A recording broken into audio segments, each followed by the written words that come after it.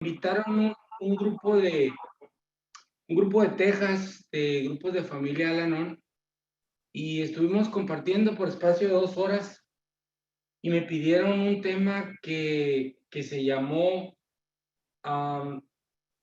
el duelo por, por la falta de amor en la infancia. Y entonces, el día de hoy que me pidieron ustedes que platicáramos y compartiéramos un poco del tema de la crianza en una familia alcohólica, pues prácticamente el tema tiene otro nombre, pero sustancialmente tiene muchísimas coincidencias. Y en ese tipo de coincidencias me llamó mucho la atención, ¿no? Porque, pues obviamente el duelo por falta de amor en la infancia, ¿no? Se puede acomodar de una forma muy concreta en lo que es la crianza en un hogar alcohólico, en un hogar adictivo, en un lugar neurótico, en un lugar caótico, ¿no? Y no son críticas cuando uno menciona estas palabras como familia de condiciones neuróticas, familia de condiciones psicóticas, familia de condiciones dependientes, codependientes emocionales, familia de desintegración, familias disfuncionales, eh, familias caóticas. A las familias de dinámicas alcohólicas no es crítica, simplemente es una descripción. Es decir, no estamos criticando, estamos describiendo a una familia de dinámicas alcohólicas. Porque desgraciadamente aparecen todas las enfermedades, tanto emocionales como psicológicas, como mentales, como físicas, como orgánicas, tienen 3 componentes que son breve, moderado y grave. Pero en este componente familiar de una familia caótica, pues como los miembros siempre seremos distintos, los miembros de un sistema, pues obviamente habrá miembros de una familia caótica que resulten más trastocados que otros, dependiendo del temperamento y dependiendo de las circunstancias, ¿no? Antes de comenzar, quiero brevemente presentarme. No sé si los conozco, creo que sí. Seguramente conoceré a algunas personas, no sé si me conozcan algunas personas. Yo soy Oscar Contreras Félix, soy mexicano, vivo en la frontera de los Estados Unidos, en el último rincón del Pacífico. Y si trazamos y tomamos un mapa así de los Estados Unidos, ¿no? Y ustedes están allá con sede en Nueva York, trazamos una diagonal, pues no podemos estar más lejos físicamente, aunque estamos unidos aquí espiritualmente, ¿no? Entonces estamos exactamente en la otra punta de los Estados Unidos. Acá estamos en el desierto, en un desierto pegado al Pacífico, ¿no? En comunidades donde la frontera es muy laxa, es decir, nosotros, yo que vivo aquí en el cerco fronterizo, pues la vida de nosotros es muy interaccional, ¿no? Nosotros, los mexicanos, muchos vamos a estudiar a Estados Unidos, los de Estados Unidos de las ciudades fronterizas vienen a estudiar, nosotros vamos a comer allá, ellos vienen a comer aquí, nosotros vamos a descansar allá, ellos vienen aquí, es muy laxa la frontera, ¿no? Entonces, los de aquí hablamos inglés medio gacho, así cortado, pero los de allá hablan español medio gacho también, y pues ahí nos damos a quién vive, ¿no? Esas son las características, ¿no? De los pueblos fronterizos, ¿no? Hay una gran cantidad de personas latinas y en fin, la cultura, pues obviamente hay una transculturación, y en esa forma de transculturación, pues también hay una forma de compartir cosas buenas y malas, como en todas situaciones antropológicas. Y existe muchísima drogadicción, ¿no? Existe mucha drogadicción infanto-juvenil que en las últimas décadas ha impactado ambos lados de la frontera. Al margen del alcoholismo, el alcoholismo, digamos, como tal, como práctica y como enfermedad, ya ha trastocado muchísimas comunidades durante mucho tiempo. También la farmacodependencia o lo que se conoce como drogadicción o adicción a las drogas, que todas esas enfermedades no son enfermedades propias o primarias, son secundarias. Es decir, el alcoholismo, la ludopatía, que es la adicción a los videojuegos, la adicción a la pornografía. He visitado mucho los grupos de comedores compulsivos, overeaters, en una de esas me quedo y me sirve para adelgazar. Pero he visitado muchos grupos con adicciones, ¿no? Últimamente pues, la verdadera amenaza, la verdadera pandemia y la verdadera enfermedad, pues es esto, ¿no? Esta es la verdadera enfermedad, porque pues a los niños, ¿no? Los niños los estamos haciendo adictos desde los 2 o 3 años, son adictos y dejan de producir dopamina por esta mugre, ¿no? Que debería ser algo maravilloso, pero pues desgraciadamente se ha convertido también en algo muy pernicioso. Les digo, yo soy Óscar Contreras Félix, soy psicólogo clínico, tanatólogo clínico también, y me da mucho gusto estar ahorita con todos ustedes. Vamos a empezar diciendo pues que los seres humanos tenemos un instinto de protección gregaria que es el que nos ha sacado adelante en nuestra condición humana. Si no existiera ese instinto de protección gregaria, pues no, imagínense, nos hubieran tragado los changos allá, los tigres, dientes de sable y todo, pues no tenemos nosotros herramientas físicas, ni colmillos, ni pezuñas, ¿no? Para luchar contra esas bestias. Entonces, el ser humano tiene la capacidad de tener un instinto de protección gregaria, como muchos animales, como las orcas, como los lobos, ¿no? Y como los chimpancés y animales que obviamente están más organizados en sus uniones, en sus sistemas familiares. Nosotros también. Entonces nosotros, el ser humano, el sapiens, siempre se ha desarrollado en grupos. Somos animales gregarios. Eso nos ha dado la oportunidad de formar grupos, primero chicos y después más grandes. Y uno de los núcleos más importantes que ha sufrido un montón de mutaciones pues, es la familia. Ha sufrido muchísimas mutaciones a lo largo del tiempo porque cuando la situación del sapiens era más reproductiva, era más, digamos, más primaria, más precaria. El varón era un cazador y la mujer era la que se encargaba de la asistencia a la progenie, es decir, la mujer era el ser femenino, era el que paría, alimentaba, amamantaba y se ocupaba de la educación. El varón era más cazador, ¿no? Tenía que ser más proveedor. Así que era una situación distinta, ¿no? Podía tener un macho hasta 5 o 6 mujeres, ¿no? Pues hoy en día hay muchos alcohólicos que todavía se creen esos cuentos, ¿no? Tienen esas tendencias, pero bueno, estamos hablando un poquito de la evolución, ¿no? De lo que es la familia. Esas familias, esas formas, ¿no? De un varón con muchas mujeres, con muchos hijos, todavía existe hasta nuestros días en algunos ámbitos de la cultura, donde se hace pues una progenie más grande, ¿no? Entiendo que hay algunas comunidades de carácter religioso hoy en día, que pues, no vamos a entrar en esos detalles, pero conozco que ahí todavía existe el mormonismo o algunos grupos de cuáqueros, incluso algunas ramas del Islam en donde hombres tienen hasta 5 esposas y 7, 8 hijos con cada una y entonces viven en comunas y todo ese tipo de situaciones. Es una especie de familia, ¿no?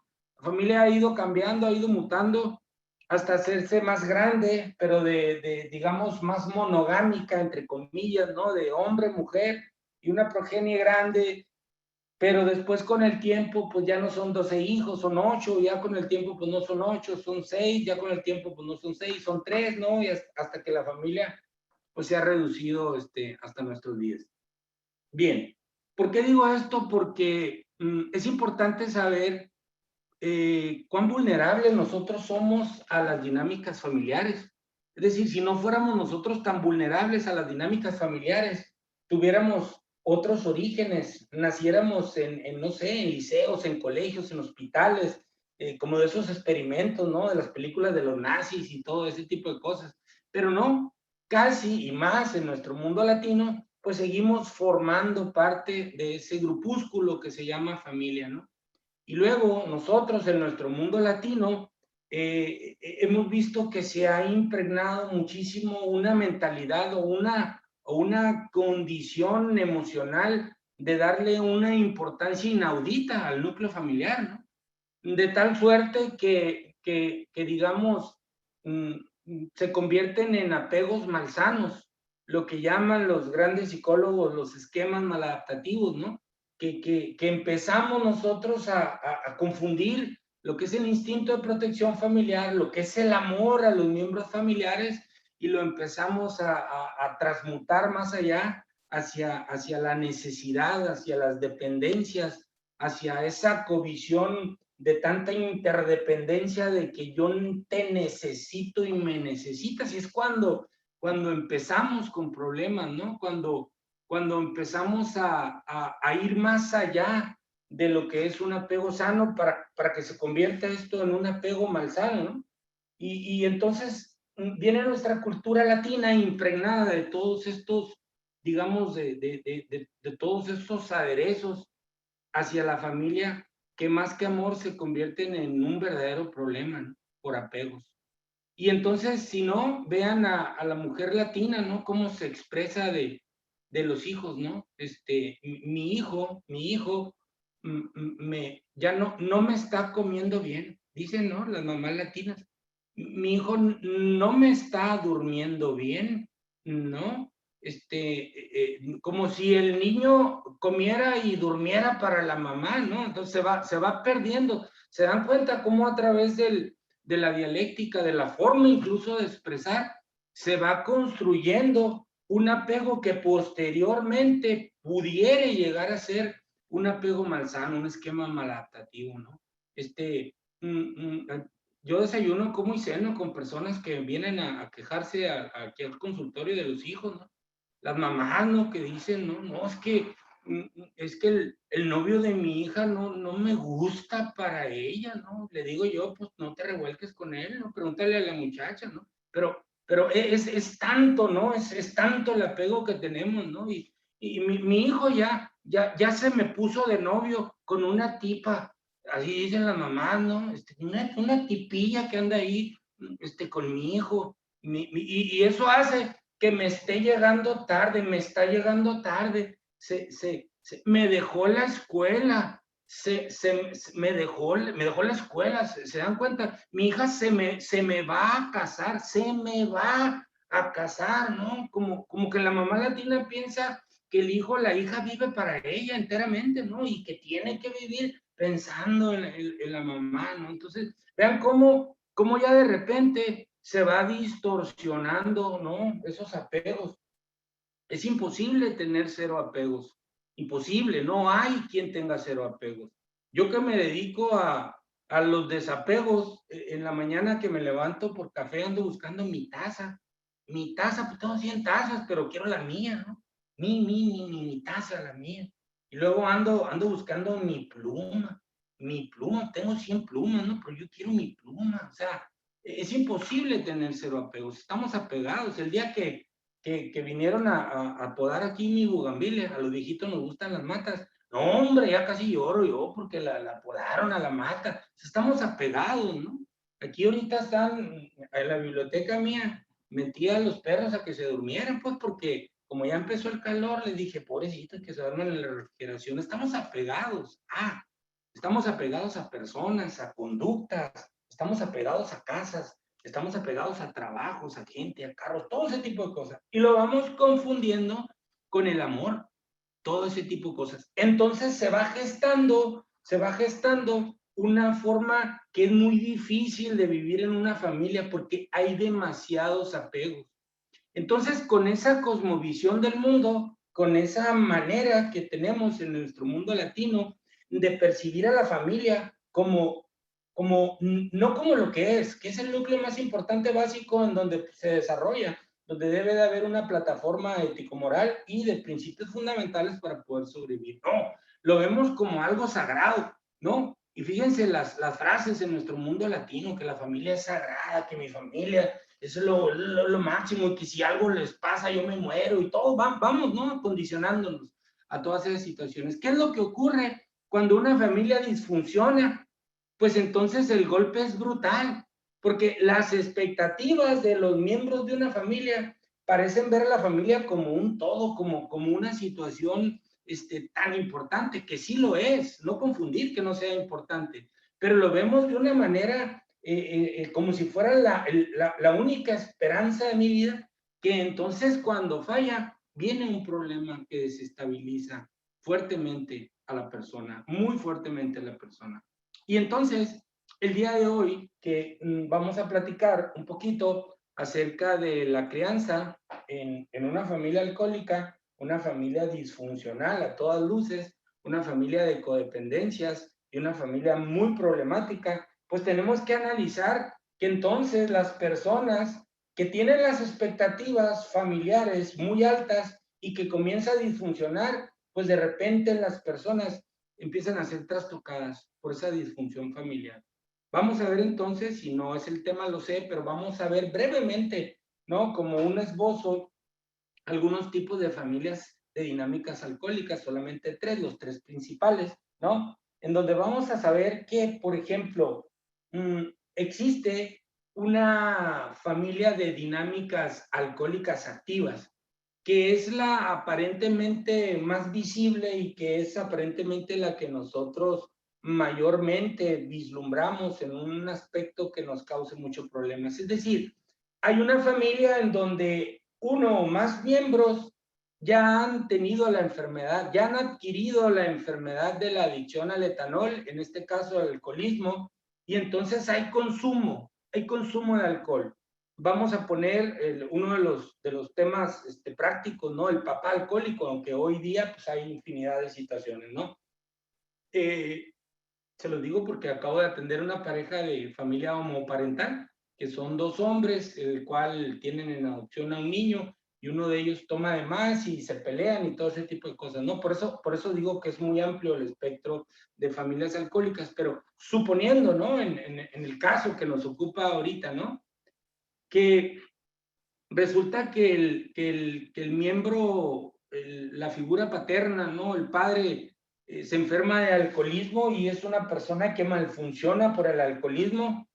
Y entonces, en ese lugar alcohólico, si tiene una esposa rescatadora, obviamente, ¿no? Porque la esposa del alcohólico pues, es muy inteligente, es rescatadora, le arregla todos los problemas al esposo y luego no quiere que siga tomando y luego el esposo como falla en el trabajo y no paga las deudas, pues la esposa pide prestado o trabaja doble y se hace cargo de lo que no se hace cargo el marido, y como el marido pues es un ególatra, un egoísta, por ser alcohólico, no que el alcoholismo lo haya transformado, sino que el alcohólico ya es un egoísta, aún sin beber, ¿no? Porque la persona alcohólica no sabe amar, no es que no ame, pero no sabe amar.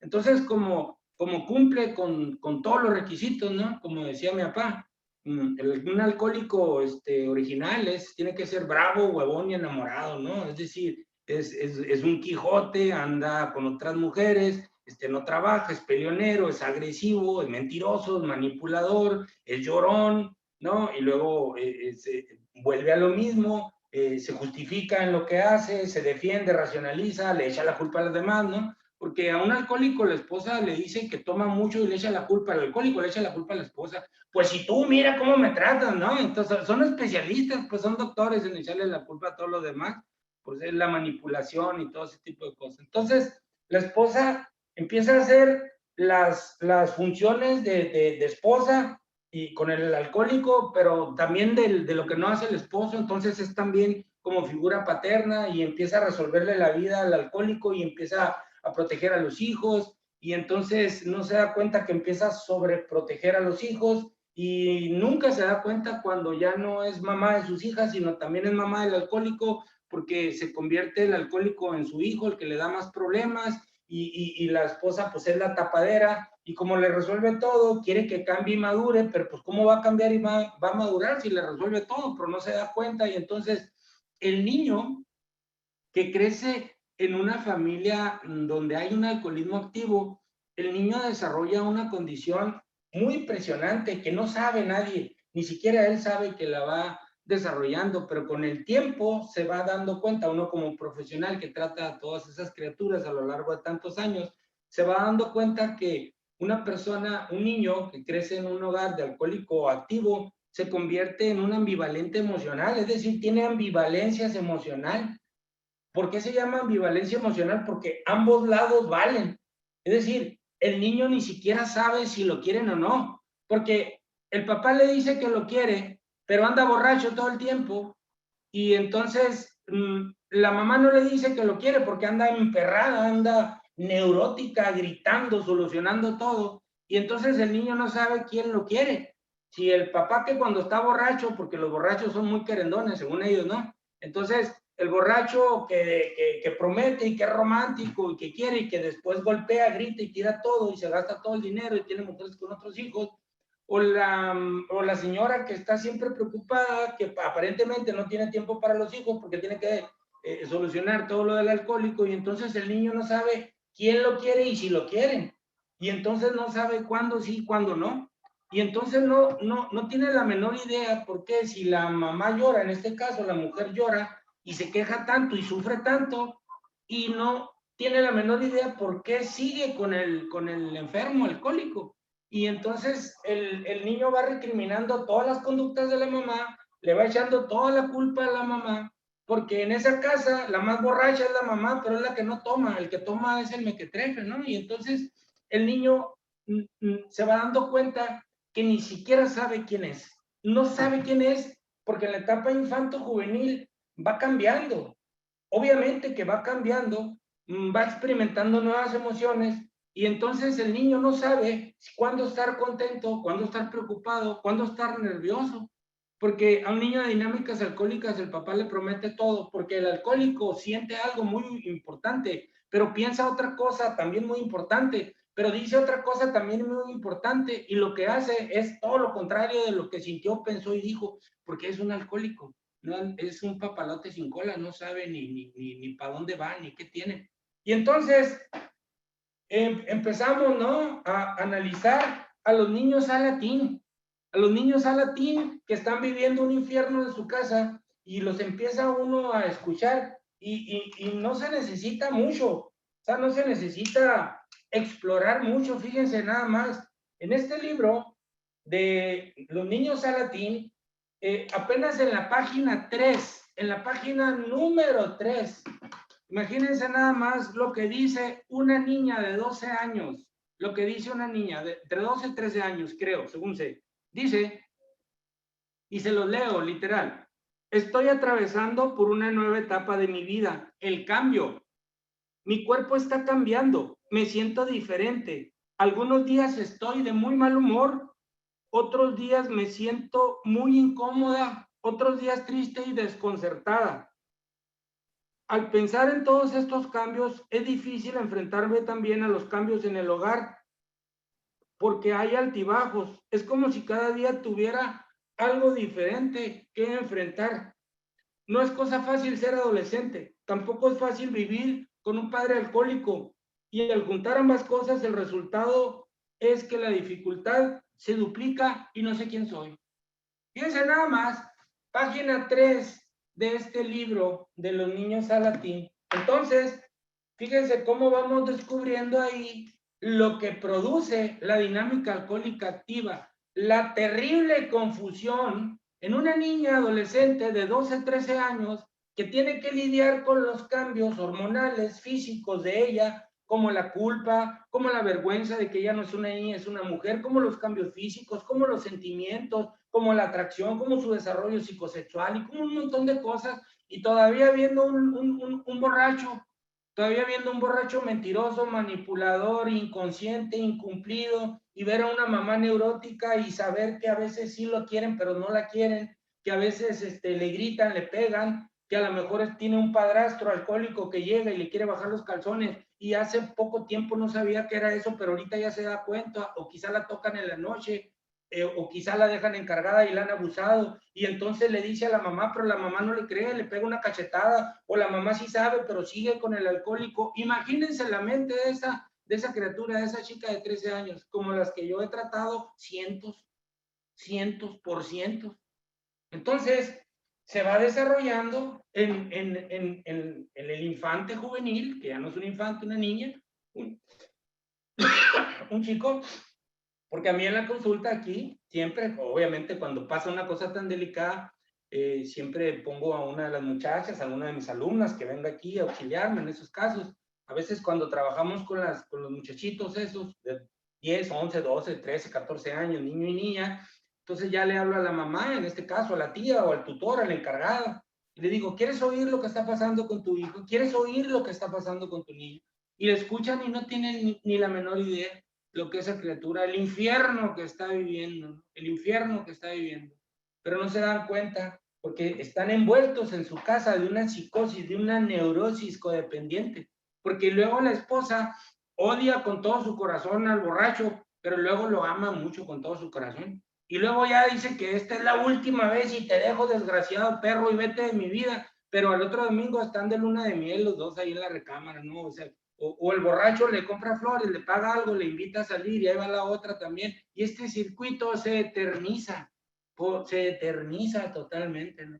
Tengo una paciente que me dice, no aguanto al desgraciado de mi esposo porque llega borracho y me pega.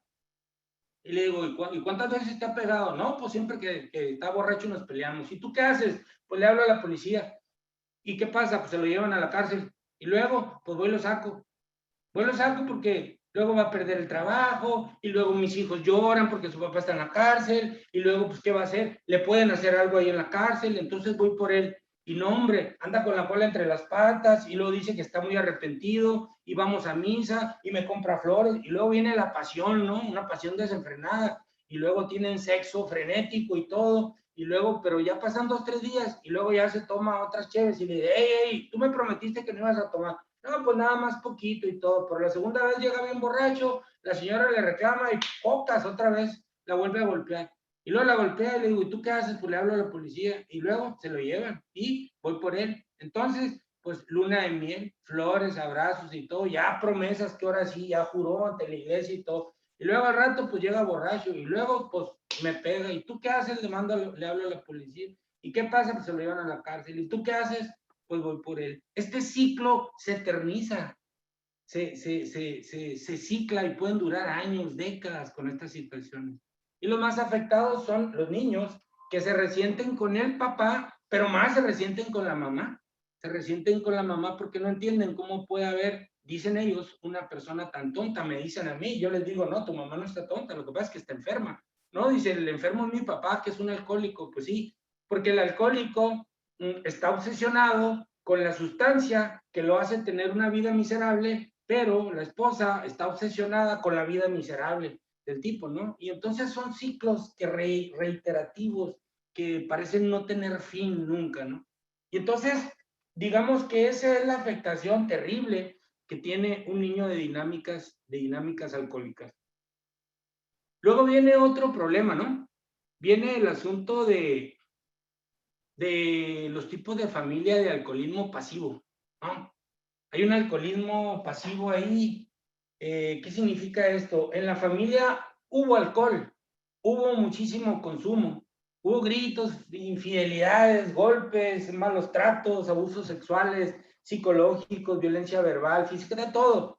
De repente, por algún motivo que puede ser variado, puede ser de salud, puede ser que la persona esté enferma y le digan que si sigue bebiendo se va a morir, ¿no?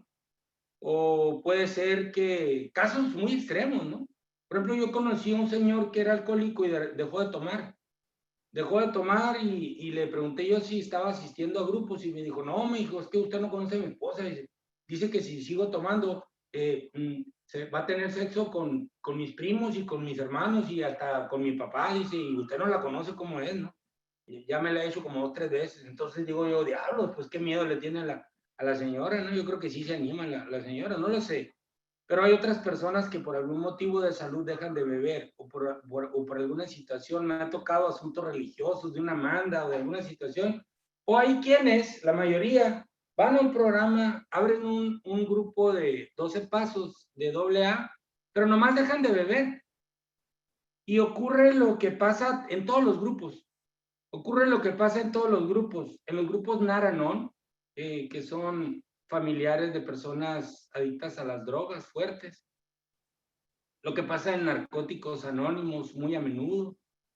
Lo que pasa en los grupos de familias Al-Anon. Lo que pasa muchas veces en los grupos de hijos adultos de Alcohólicos Anónimos. Lo que pasa mucho, mucho, muy seguido en los grupos de Alcohólicos Anónimos, ¿no? Que entonces leen los 12 pasos y entonces leen la primera mitad del primer paso donde dice, reconozco que soy impotente ante el alcohol y ya. Entonces, a tapar la botella, tapan la botella. No, y luego me encanta que cree que saben, ¿no? Porque tienen 15 años ahí yendo ya a a gritar y a neurotizar y a las juntas de trabajo, a pelearse en las juntas de trabajo, a criticar con todos, a fumar y a muchos a ingresar a otros tipos de pseudoprogramas, ¿no? Donde dicen muchos grupos de AA, usted grite, usted robe, usted mate, usted viole, usted haga lo que, nomás no tome, no tome nomás, ¿no? Y pues no tomen, ¿no? Entonces se brincan desde la primera fase, la primera parte de la mitad del primer paso hasta el 12, ¿no? Ya andan en los hospitales entregando folletos y información al público y andan doceando, dicen ellos, es decir, convenciendo a otros que toman a que vayan al grupo y todo eso. No es que todos sean así. Yo conozco personas que tienen años en grupos, en programas de AA y tienen una recuperación emocional y mental increíble, que incluso pueden ser consejeros en otro tipo de programas, ¿no? Sí, sí los hay, pero últimamente y desgraciadamente el grueso de las personas pues van a un grupo de AA pues, a tapar la botella. Entonces, cuando eso pasa, el primer grupo, el primer paso dice, ¿no? Acepto que mi vida, que acepto que soy impotente ante el alcohol, coma, porque mi vida se ha vuelto ingobernable. Entonces es ahí el punto, el de cuando soy iracundo, no gobierno yo, gobierna mi ira. Cuando soy celoso, no gobierno yo, gobierna mi celotipia. Cuando estoy con self-pity o culpabilidad, no gobierno yo, gobierna esa culpa que no me deja vivir. Entonces, si no se trabaja adecuadamente, una persona que ha tenido años y años y años de ingesta alcohólica y de conducta alcohólica y simplemente no bebe y no trabaja en sus defectos, se convierte en un problema familiar. Se convierte en un problema familiar. ¿Por qué? Porque el alcohólico que no trabaja en su recuperación, en sus defectos de carácter, tiene un retroceso en su conducta ya sin tomar.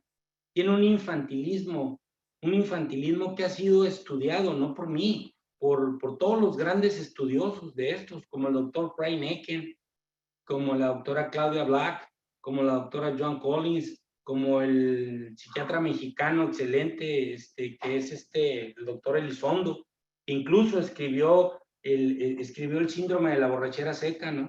El libro que le recomiendo a todos que se llama El síndrome de la borrachera seca, en donde el alcohólico deja de beber, pero tiene fases de infantilismo retrógrada, es decir, es resentido, continúa siendo deshonesto, nomás no toma, pero continúa siendo deshonesto, ¿no? Y luego se va y anda bailando con las chicas en los bares y porque tiene el síndrome, se cree Mauricio Garcés, pues no, se cree el Antonio Banderas, como ya no toma, pues ya él puede hacer lo que quiera, ¿no? Y luego llega a su casa y quiere que le aplaudan, ¿no? Porque pues como tiene 4 meses sin tomar, tomó 30 años, ¿no? Pero como tiene ya 4 meses sin tomar, ya le reclama a la familia y le dice, pues si ya no tomo, ¿qué quieren? Ustedes no me reconocen, ¿no? Y todo. El síndrome del niño emperador, del niño rey, es decir, yo lo quiero todo, ¿no? Totalmente. Luego se hace resentido, se culpabiliza por todo. De repente el alcohólico que no trabaja en él deja de tomar y de repente es el crítico número uno en su casa. Nunca ha estado en su casa y no sabe ni qué pasa en su casa, pero llega y critica, ¿no? Y critica, y no, en esta casa yo lo tengo que hacer porque ustedes no saben y todo. Y resulta que tiene 30 años borracho, no saben. Entonces, esa neurosis que tiene la lleva al mismo núcleo familiar. Y entonces vienen los niños aquí, los muchachos, los adolescentes, vienen y me dicen, no, pues mi papá no toma, pero ahora está peor. Ahora es más envidioso, ahora es más criticón, ahora es más resentido, ahora se le va peleando con mi mamá, ahora es bien ofensivo, le dice que está vieja, le dice que está gorda, le dice que está fea, dice que él no más, y todo ese tipo de cosas, porque la neurosis de un alcohólico en un programa se tiene que trabajar paso por paso para que venga una etapa de autoconocimiento y pues nadie puede dar lo que no tiene que aprender a ofrecer algo a su familia. Entonces, este es el segundo problema del niño que vive en una familia de conductas alcohólicas. Es una familia de dinámica alcohólica pasiva porque ya no hay alcohol, Sí, ya no hay consumo de alcohol, pero hay exactamente las mismas características de egocentrismo, de neurosis, de despotismo, de infantilismo, de deshonestidades, de mentiras. Lo mismo exactamente, nada más que la persona pues, ya no toma, ¿no? Ya no bebe. Y entonces el niño se convierte en un agente, fíjense que una de las características es la hiperreacción al medio. El niño se hace bien resentido ante el medio. Nomás está viendo que se hace desconfiado, crece inseguro totalmente, totalmente, porque el papá como pasa más tiempo ya en su casa y está mal, está neurótico, entonces tiene más tiempo de hacerle ver sus errores y entonces el niño no se siente suficiente en nada, cree que lo van a agredir, cree que lo están criticando, le dicen que no sirve para nada, y el asunto es que el alcohólico ya sin tomar, pero tiene exactamente las mismas conductas, ¿no? Y todo ese tipo de situación. Luego tenemos lo que es nada más la última característica de familias alcohólicas que vamos a conversar, que vamos a platicar, que es exactamente la familia alcohólica heredada. Y con esa uno batalla mucho batalla con ese tipo de familias, porque en esa familia de dinámicas alcohólicas no hay alcohol ahorita, pero nunca ha habido. Nunca ha habido alcohol, nunca ha habido alcohol, nunca ha habido consumo de alcohol, nadie ha estado ahí borracho químicamente con alcohol. ¿Cómo se da esa familia alcohólica heredada?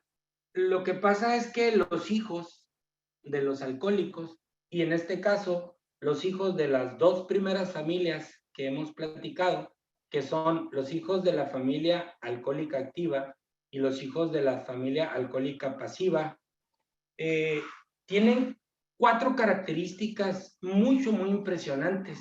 Tienen muchas más, pero ahorita nada más vamos a platicar de cuatro, porque esto es muy extenso, pues esto no se termina, ¿no? En una plática. Pero sí quiero que sepan que los hijos de una familia de dinámicas alcohólicas activas y de familias de dinámicas alcohólicas pasivas desarrollan en mayor o menor grado cuatro características fundamentales. La primera de ellas se llama el síndrome del niño abandonado. Este es muy impresionante porque los hijos de las familias alcohólicas desarrollan el síndrome del niño abandonado porque ellos consideran que no tienen ni voz ni voto, o consideran que tienen un voz y voto, pero no se les respetan, o consideran que su opinión y el gusto por alguna situación es importante, pero al final del día no es importante porque en una familia alcohólica es un caos todo el tiempo. Y dentro del caos, la opinión o los gustos o las apetencias de ellos no tienen ninguna importancia. Y entonces van generando lo que se conoce en el ser humano, una distorsión del pensamiento que se llama falacia de justicia, ¿no? En el hecho de decir, ¿por qué me tocó a mí una familia así? ¿Por qué mi papá era alcohólico, abusador? ¿Por qué no nos tocaba a mí, a mi hermana? Porque no se imaginan la cantidad de casos que vienen muchachos adolescentes, incluso algunas narran cómo llegaba el papá o el padrastro drogado o alcoholizado y cómo tocaba sus partes, cómo hacían abusos sexuales, cómo hacían que los toquen ellos, a veces niños, a ellos y todo ese tipo de cosas, o cómo llegan y se vomitan. El otro día una niña lloró mucho porque dice que su papá borracho se orina en el refrigerador. Lo que pasa es que el tipo cree que es la puerta del baño, yo creo, y abre el refrigerador y se orina, ¿no? Entonces, para un niño, una niña es muy traumático todas esas situaciones. Entonces, el síndrome del niño abandonado es una falacia de justicia, de decir, ¿por qué me ha tocado a mí esto? ¿Por qué tuve que vivir en este hogar? ¿Por qué mi mamá siempre fue tan tonta y nunca dejó a mi papá que nos golpeaba, que nos maltrataba? ¿Por qué? ¿Por qué? ¿Por qué? Entonces, ¿cuál es el peligro del síndrome del niño abandonado? Que el muchacho o la muchacha se va con quien sea. Con el tiempo le hace caso a quien sea. Le puede hacer más caso a alguien que le dé un toque de mota ahí en la secundaria o a un borrachito que la lleve al parque y le dé $2 y todo. ¿Por qué? Porque de todos modos no tiene nada que defender porque siente que lo han abandonado. Es por eso que las chamaquitas, hijas de esa clase de familias alcohólicas, muchas veces viven con las amigas. Aquí vienen y el otro día vino una señora y me dijo, quiero que arreglar una cita con mi hija. Ok, ¿y por qué no la trajiste? Es que no vive conmigo. Se fue, ¿cuántos años tiene? 16, pero se fue, ya ha vivido con 2 amigas porque ha vivido con 2 novios y la corren y todo eso. Entonces le digo, es menor de edad, tú tienes potestad por ella, tú puedes obligarla a que se vaya. Sí, digo, pero la puedo obligar y se va a ir. Entonces le digo, ¿cuál es el problema? Es que dice que mi novio, dijo la muchacha, que vive con un novio, dice que mi novio la ha abusado varias veces en la noche cuando yo no estoy, porque yo trabajo de noche y soy enfermera y todo eso.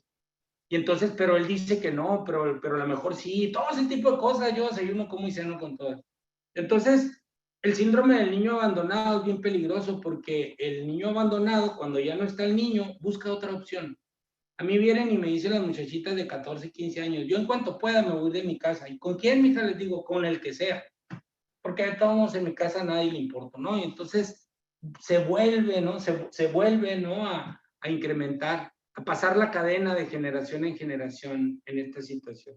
Esa es una de las primeras características del hijo que vive en una familia alcohólica. La segunda es ese sentimiento de ira y de agresión por inseguridad. El hijo que se cría en una familia alcohólica se siente tan desvalorizado que actúa con ira, con resentimiento, porque siempre trae una neurosis pasiva. La neurosis no son gritos, la neurosis no es una persona que ande con un cuchillo quebrando vidrio, no. La neurosis es un malestar emocional crónico. Eso es la neurosis en psicología. La neurosis es un malestar emocional crónico producido por una inconformidad. Y un niño de dinámicas alcohólicas todo el tiempo está inconforme. Y luego me dicen las mamás, es que como nunca decía nada, pues no dicen nada porque no saben qué decir. Los niños resuelven sus conflictos y sus dilemas mentales y emocionales, lo resuelven con las poquitas herramientas que tienen, por eso inventan historias. Por eso luego vienen a los consultorios y narran historias de película de terror. Y entonces se va construyendo una persona que, como sabe que la van a lastimar, es insegura, como sabe que al final no va a pasar que la tomen en cuenta, se convierte en una persona insegura, ¿no? Y utilizan frases como, de todos modos, al final a uno se lo quieren fregar. O de todos modos, yo pues no me dejo porque de todos modos me van a querer lastimar. Entonces se vuelve una persona hiperreactiva al medio, muy insegura e hiperreactiva. Esa es la segunda característica del niño que se cría en un hogar alcohólico. Número 3, viene lo que es un mecanismo de defensa que es muy impresionante y que es una característica que adereza al hijo de alcohólicos. No puede fallar. El hijo o la hija de un alcohólico de repente se mete en episodios de grandiosidad, ¿no? De grandiosidad. Y luego cuando se casa, obviamente, ¿no? La hija de un alcohólico es muy minuciosa y muy selectiva para que no se vaya a equivocar, entonces se casa con un alcohólico, ¿no? Entonces, resulta que ya cuando está casada y todo, y cuando está casado el hijo de un alcohólico y todo, de repente, pues el hijo quiere algo o quieren pelear sus derechos y todo, y esa grandiosidad, ¿no? Lo hace decir, ¿y qué? Yo no tuve nada de eso y mírame, yo estoy bien. Tu abuelo era un alcohólico, tu abuela era una alcohólica, a mí me abandonaron y yo no anduve mariqueando por eso, yo estoy mejor. Hay un complejo de grandiosidad. Hay un complejo de grandiosidad porque dicen, ¿tú para qué quieres eso? Si yo mírame a mí, yo soy grandioso, yo soy grande y todo ese tipo de cosas. Pero son características que son ambivalentes. ¿Se dan cuenta cómo unas van debajo y otras van arriba y todo ese tipo de cosas? Ambivalencia emocional. No saben ni quién son. El hijo de un alcohólico no sabe ni quién es. ¿Y por qué? Por último, desarrolla esta cuarta característica que es la más peligrosa para él, que es la descompensación mental, es decir, aislamiento total. aislamiento. No, yo no. Yo no participo, no quiero, no puedo. Yo soy tonta. Tengo que ir quería ir a comprar una casa, pero tuve que llevar a una amiga para que me dijera si sí o si no. Quiero comprar un carro, pero como soy bien tonta, no, pues no sé. A ver, dime tú que lo haga. Aislados totalmente, ¿no? Aislados. No saben participar, no saben poner su punto de vista. Son mecanismos de defensa. ¿Se dan cuenta cómo a veces están déspotas, hirientes, irascibles, ¿no? Y a veces están con ganas de llorar, no queriendo participar, no soy nadie, soy tonto, no valgo nada, en una self-pity o autoconmiseración terrible. Entonces se dan cuenta cómo es un verdadero sube y baja en las características mentales, emocionales de un niño criado en un hogar alcohólico. Entonces,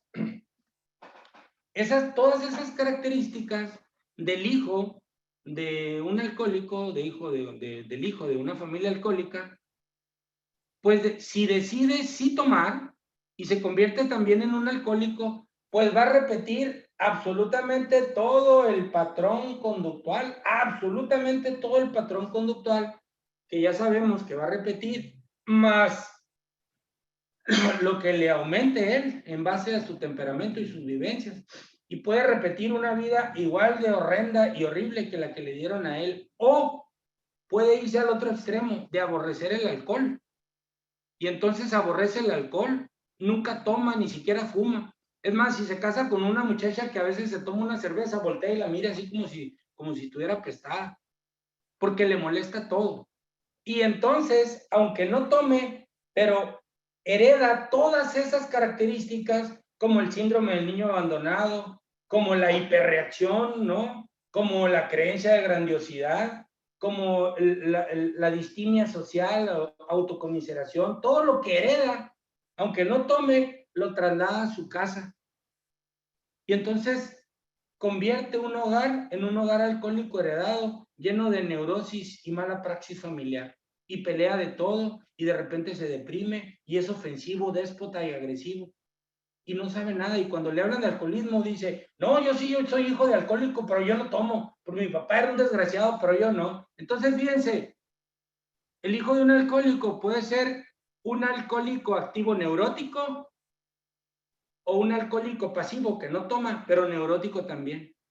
Y entonces es el hilo opuesto de la misma enfermedad, que es la neurosis por mala práctica de haber vivido en un hogar alcohólico. Y es igual de dañino, pero no se da cuenta. Y este es el tipo más peligroso de detectar, porque no sabe el daño que hace, porque cree que como no toma, cree que no toma, es el típico hombre, si le toca ser hombre, es el típico hombre que critica cada 3 minutos, critica lo que hace la esposa. De pendeja no la baja. Y luego a los hijos les empieza a poner sobrenombres. Y luego todo lo compara con él, ¿no? Veme a mí, que mi papá era un borracho que no sirvió para nada y yo, ¿cómo no tomo? Y cómo yo sí conseguí trabajo y todo lo compara. Es más peligroso neuróticamente este último que nunca ha tomado que los que toman, fíjense. Pero no se da cuenta. No se da cuenta. Y entonces el hijo, la hija que vive con un tipo con estas características, convierte su etapa infanto-juvenil en un verdadero martirio, en un verdadero infierno. Y como les digo, no me crean a mí, nunca me crean. Siempre que me invitaban, ya no, casi no voy. Pero cuando me invitaban a los grupos de Al-Anon, estaba hablando de un tema y alguien me preguntaba, oiga, ¿y cómo sabe usted eso? No, porque ahí dice, ¿dónde? Y yo mencionaba siempre al estante donde están los libros. Y le pido a alguien que por favor, tráeme un libro, ¿no? ¿Cuál quiere? El que sea, donde sea. El problema es que no leemos. El problema es que tenemos una rica literatura de Al-Anon que es excelente, empírica, ¿no? Para nosotros, los profesionales que nos dedicamos a esto, pero es excelente. Son testimonios tremendos. Fíjense de lo que estamos hablando ahorita aquí. No se necesita ser un genio. Aquí este librito de Alatín, en la página 33, leo. la gente ve las cosas de forma diferente. Unos miran la vida y ven bondad, belleza, amistad y esperanza. Y otros miramos la misma vida, pero con problemas, con fealdad, con soledad, con desesperación. La diferencia no está en las cosas, sino en las actitudes que nosotros tenemos al respecto. Es lo que digo yo, que soy la hija de un alcohólico. Página 33, nunca me crean. Aquí está. Aquí está. ¿Por qué? ¿De qué está hablando esta criatura? Está hablando que dice, tenemos la misma vida, yo también tengo mamá, papá, yo también tengo salud, voy al colegio, voy a la escuela, pero otros ven las cosas en forma bien bonita, me platican en el colegio todo lo que hacen, me platican las actividades que hacen, lo que le dice el papá, lo que le cuenta la mamá, cómo viven en su casa, todo dicen ellas, ¿no? Lo ven bonito, pero yo miro las mismas cosas de una forma con fealdad, aquí dice, con soledad, con desesperación, con angustia, porque en su casa hay una ambivalencia, hay una neurosis, hay una dependencia, hay una codependencia, producto de una praxis alcohólica que a la niña la misma vida hace que vea las cosas totalmente diferentes y de repente no saben quién es. Fíjense bien, continúa, este es un niño varón, Alatín, página 77, dice, leo textualmente, ¿qué necesitamos para llevar una vida sana? Alimento, descanso y ejercicio. Estas son necesidades físicas. Estas parecen siempre estar presentes en nuestra mente, especialmente cuando las descuidamos. Pero también tenemos otras necesidades. Necesitamos que nos amen y que nos escuchen y que nos entiendan. ¿Se dan cuenta?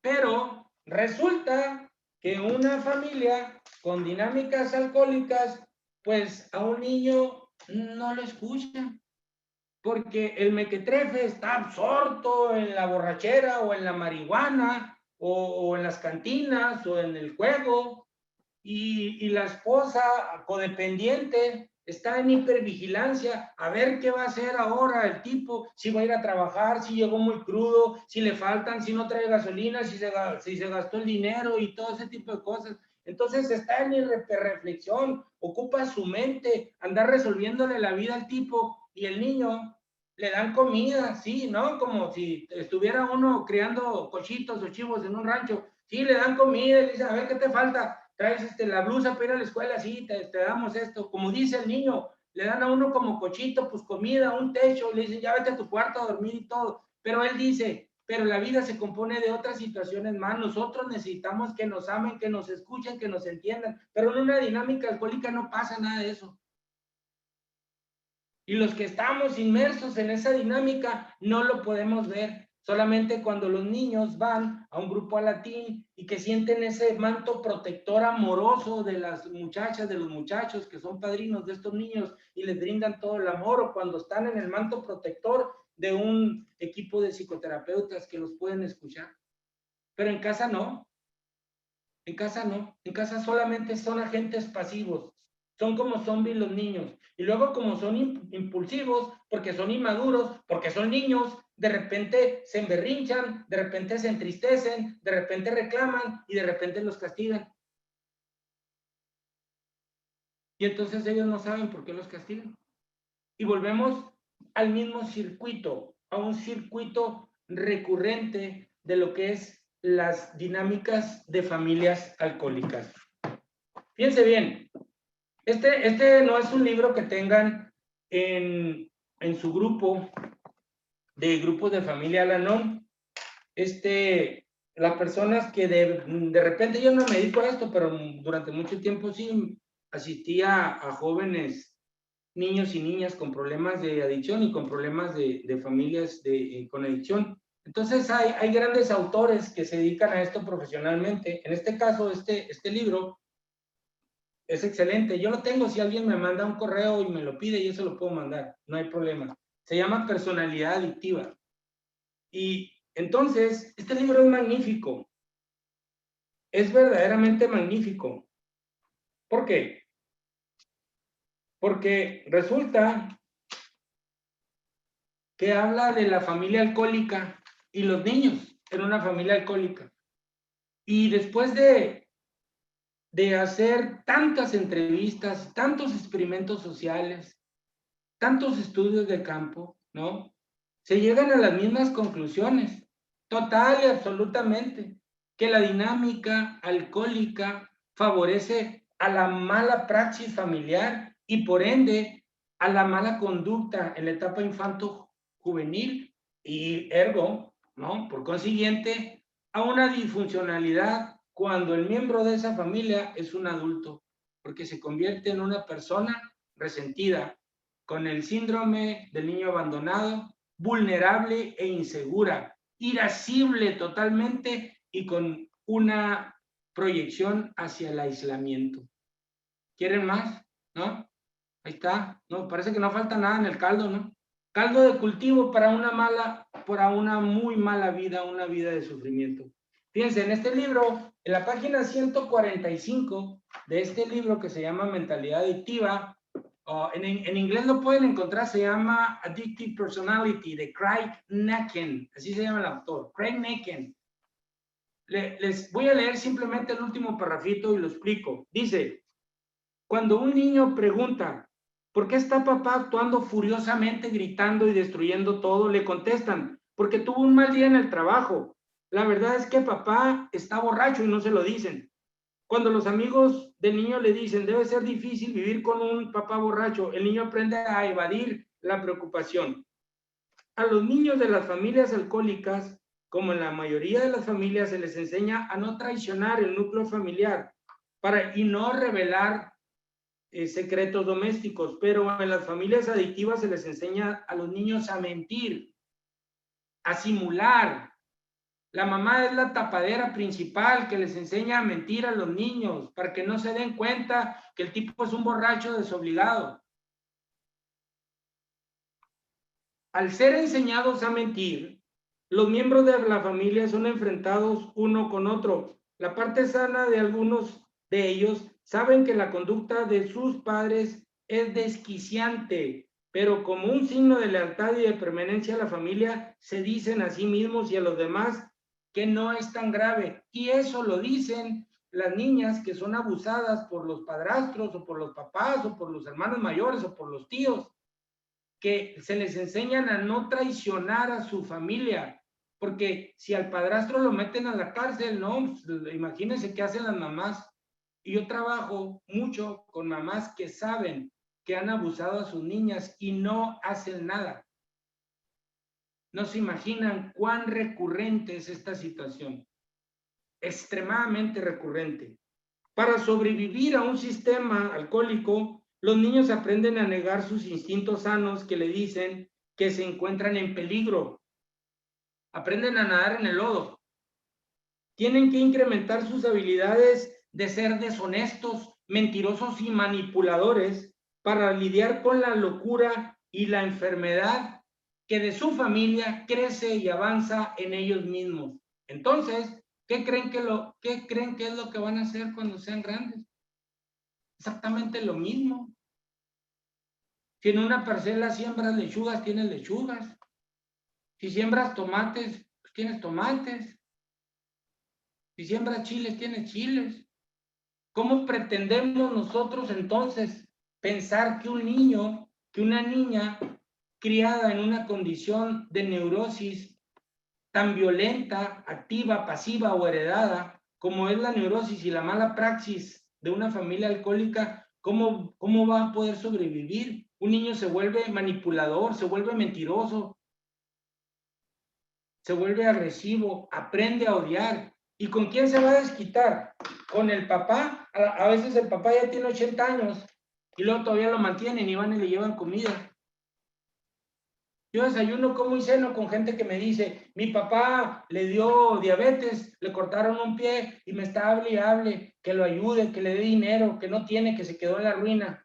Y le digo, ¿y tú qué sientes? Pues fue alcohólico, nos abusó a mí, a mi hermana, y mi mamá sabía y se fue con otro tipo, y nos dejó con la abuela y todo, y mi mamá me pidió también y todo, y no hayan qué hacer. Y entonces hay una ambivalencia. ¿Por qué? porque sufren porque odian a los papás, pero sufren porque los aman también. Porque entonces estamos dentro del principio más difícil de comprender de esto de las adicciones. Cuando uno trabaja a nivel profesional con adictos, los expedientes tienen una D de dualidad, porque la enfermedad se llama dicotomía mental. O sea, son duales. Y es bien difícil explicarle a una persona víctima de un hogar alcohólico, es bien difícil explicarle que es como si alguien te pegara con un garrote y te enojas con el garrote. Es decir, todas las estupideces que hace un enfermo alcohólico es porque es un títere de la enfermedad. Entonces las personas odian al alcohólico, pero aman al ser humano y no lo pueden entender. Y entonces las muchachas dicen, pues es que mi papá no sé, porque pues sí me dio para la escuela, para la universidad, pero fue bien desgraciado con nosotros. Entonces no sabe si ya enfermo va y le da dinero o no le da, porque lo quiere y lo odia al mismo tiempo, y eso es bien difícil. Porque es bien difícil separar al ser humano del enfermo, y es la misma persona.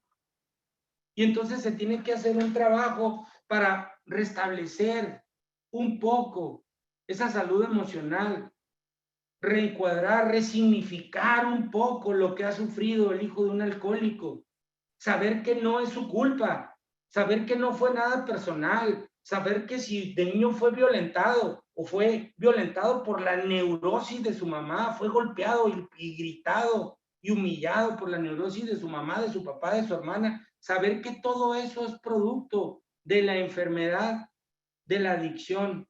Y es lo más difícil que tiene uno como terapeuta, restablecer esa salud emocional de estas criaturas criados en estos hogares de mala praxis familiar debido al alcoholismo. Es tremendo cuando uno de repente está escuchando a una persona que ha sufrido tanto maltrato y tanta violencia. Es a veces hasta absurdo pretender en ocasiones uno como terapeuta buscar una coyuntura para comenzar un programa de resignificación y por lo menos que no siga odiando a las personas que formaron parte de su castigo, por lo menos no seguir odiando y más que nada por ellos mismos, ¿no? Porque yo a veces les pregunto a los muchachos, ¿qué bien te hace odiar a tu papá? ¿Qué bien te hace odiar a tu mamá? Y digo papá, pero últimamente en las últimas décadas, pues hay mamás también, ¿no? He estado trabajando con dos varones que aborrecen a su mamá porque los abandonó, porque fumaba cristal la mamá y se fue con otro que fumaba cristal y a ella se los dejó con su abuela y todo. Y pues los muchachos son alcohólicos, son drogadictos también, pero están ahorita en rehabilitación, ¿no? Estamos viendo la manera de que puedan tener por lo menos otro tipo de imagen mental con la mamá. Como les dije en un principio, hay temas que nos trastocan más que otros. Yo como psicólogo clínico, como psicoterapeuta, trabajo todo tipo de situaciones que son complejas, complicadas, con algunos otros grupos también. Trabajo con neurólogos, a veces con psiquiatras, tengo amigos que yo se los mando, me los mando a psicología familiar o a rehabilitación, a veces llegan. Es un asunto en donde todos intervenimos, pero en este caso los niños que han sido tan violentados mental, verbal, física y biológicamente y que han sido digamos, criados o educados o deseducados en este tipo de familias con dinámicas alcohólicas, es complejo a veces. Es complejo buscar una salida. Tenemos que utilizar muchísimo el programa de desadaptación. Tenemos que buscar nosotros un programa que nos ayude a resignificar y a reestructurar nuestras ideas, a saber que el pasado es un hecho consumado y donde está se va a quedar, y a poderles enseñar a estos niños que el pasado única y exclusivamente sirve para ver qué herramientas hemos tenido en el pasado y cómo hemos salido en otros escenarios, cómo hemos salido adelante y utilizar esas herramientas para vehiculizarlas, para que nos lleven a territorios más sanos, libres de odio, libres de tristeza, libres de resentimiento.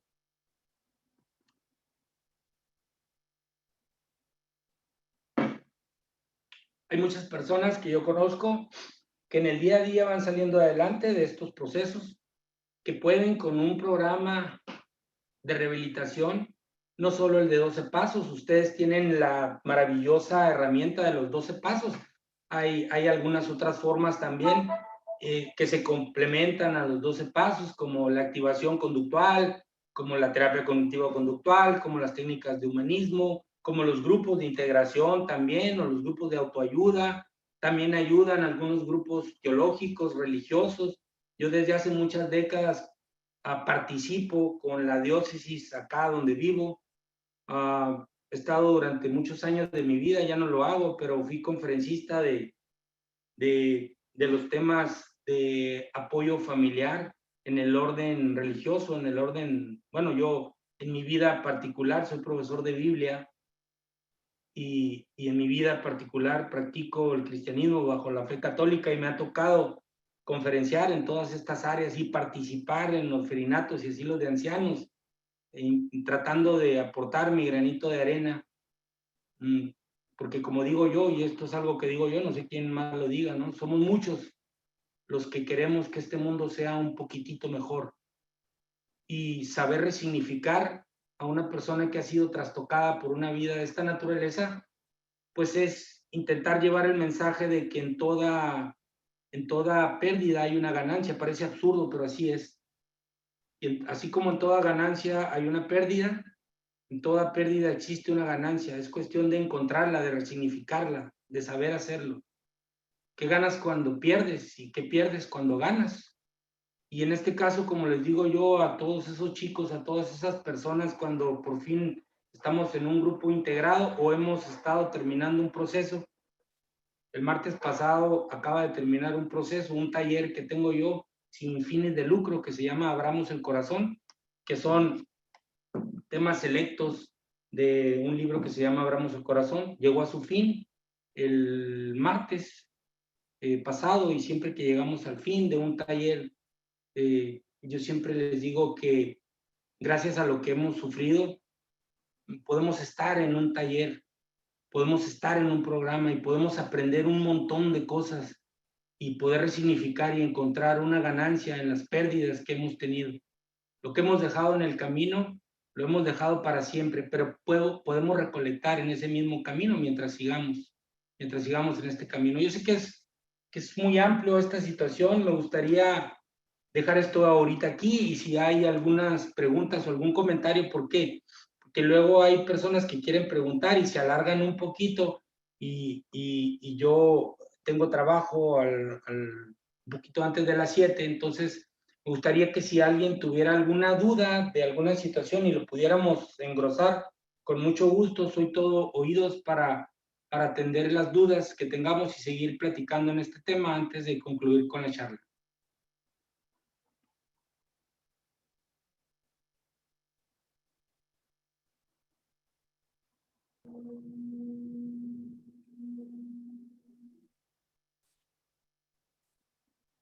Hola, doctor.